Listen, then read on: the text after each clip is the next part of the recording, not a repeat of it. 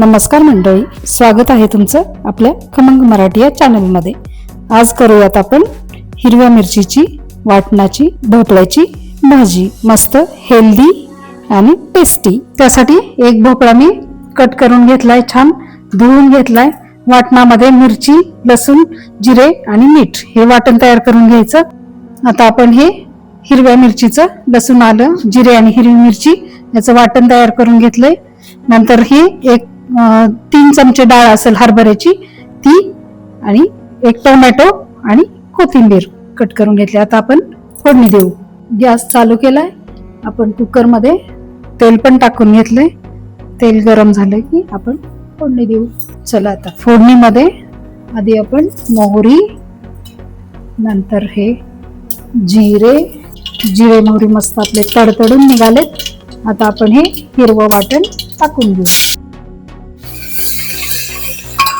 त्यातच थोडासा हिंग, हरभऱ्याची डाळ असल्यामुळे हिंग आपण घालू थोडा।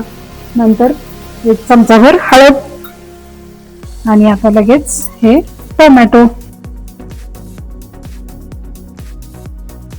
छोटे 1-2 चमचे आपण लाल तिखट टाकतोय।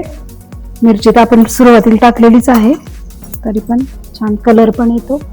आणि एक मसाल्याची वेगळी चव, थोडेसे 1-1.5 चमचा धने जिरे पूड।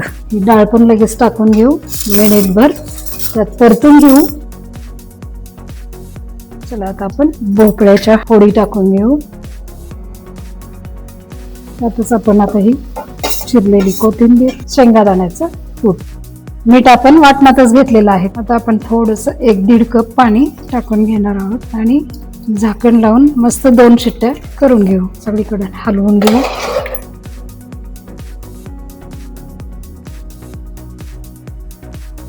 तयार आहे आपली भोपळ्याची हिरव्या वाटणाची झणझणीत भाजी। चला मग तुम्ही पण ट्राय करा, कमेंट मध्ये मला नक्की सांगा। भेटूयात पुन्हा अशाच नवीन एखाद्या रेसिपीसह। तोपर्यंत मस्त रहा आणि चवीने खा। Thank you for your love and support.